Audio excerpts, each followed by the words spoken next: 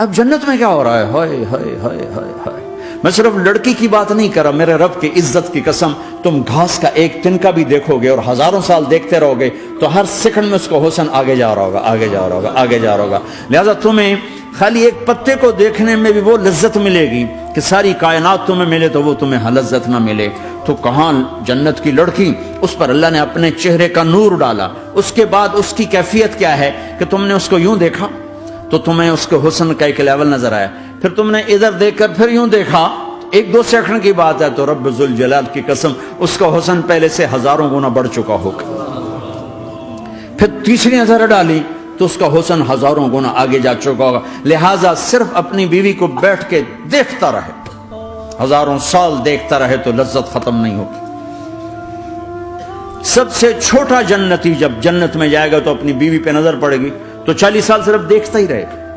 تم تو 4 منٹ بیوی کو نہیں دیکھ سکتے، لڑائی شروع ہو جائے گی. وہ تمہیں نہیں دیکھ سکتا، کیوں دیکھی جانا؟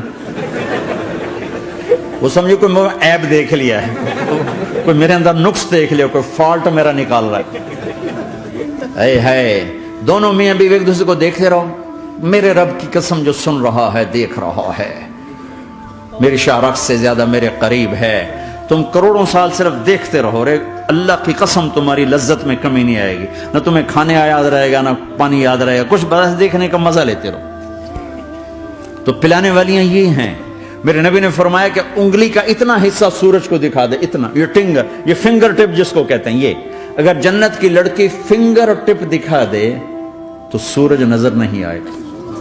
سورج جیسے سورج کے سامنے تارے نظر نہیں آتے، جنت کی لڑکی کے فنگر ٹپ کے سامنے سورج نظر نہیں آتا.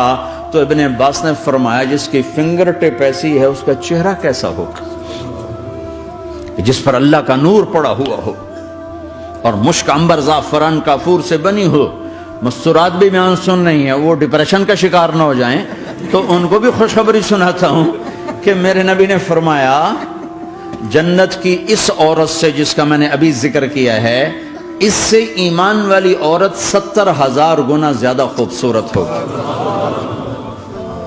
اور ایک دفعہ ام سلمہ نے پوچھا یا رسول اللہ دنیا کی عورت کا درجہ زیادہ ہے یا جنت کی عورت کا؟ تو آپ نے کہا دنیا کی عورت. کہا یا رسول اللہ وہ کیسے؟ ان کے ذہن میں وہ خیال تھا کہ ہم تو مٹی سے بنی ہیں، بڑھاپا بھی آتا ہے، موت بھی آتی ہے، پیشاب بھی ہے، گندگی بھی ہے. وہ تو مشک عنبر زعفران سے بنی ہیں، موت بھی نہیں، بڑھاپا بھی نہیں، پیشاب بھی نہیں، پخانہ بھی نہیں، تو وہ تو بڑے اعلیٰ ہیں. تو میرے نبی نے فرمایا ام سلمہ دنیا کی عورت نماز پڑھتی ہے، روزہ رکھتی ہے، اللہ کی بندگی کرتی ہے، گناہوں سے بچتی ہے، اس وجہ سے اللہ تعالیٰ جنت کی حوروں پر ایمان والی عورتوں کو اوپر کر دے گا. تو یہاں پلانے والے کون ہیں؟ جنت کی لڑکیاں، جنت کے خادم فرشتے. ایک وی وی آئی پی کلاس ہے، وی وی آئی پی کلاس، اس میں اکثر غریب لوگ ہوں گے، اکثر ریڑھی والے، کلچے والے، چھولے بیچنے والے، اگر وہ اللہ کے فرما بردار ہیں. ورنہ غریب اگر اللہ کا نافرمان ہو تو اللہ اس پہ زیادہ غصے ہوگا قیامت کے دن. اللہ اسے کہے گا پیسے والے کو تو پیسے نے دھوکہ دیا، تمہیں کس چیز نے دھوکہ دیا؟ تم نے مجھے بھلا دی. تو وہ وی وی آئی پی کلاس میں اکثر غریب لوگ ہوں گے، مالدار بھی ہوں گے جنہوں نے اللہ کو راضی کیا.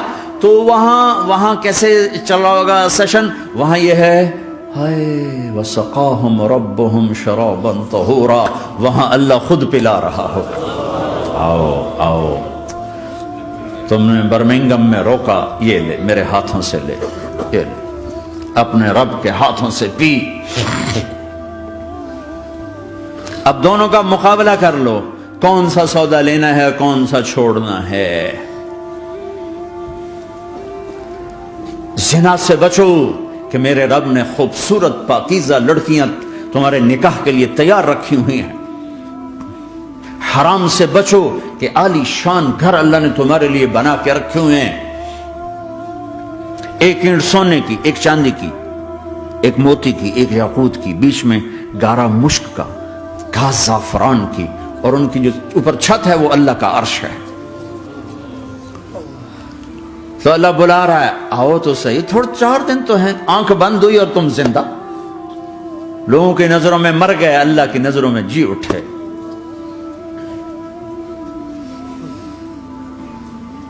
تو آؤ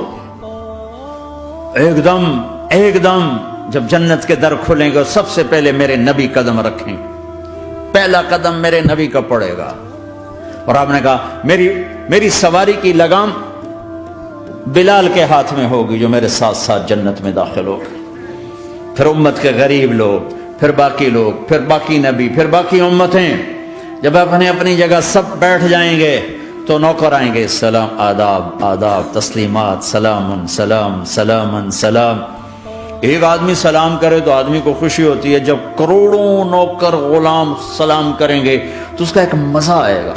ابھی وہ مزہ لے رہے ہوں گے کہ ایک دم فرشتے آ جائیں گے، سلام علیکم، سلام علیکم، سلام علیکم۔ وہ کہیں گے بھائی آپ تو فرشتے ہو، آپ ہمیں سلام کیوں کر رہے ہو؟ وہ کہیں گے بما صبرتم، بما صبرتم۔ وہ جو برمنگم میں صبر کی زندگی گزاری، آج اس کے بدلے میں ہم سلام کر رہے ہیں۔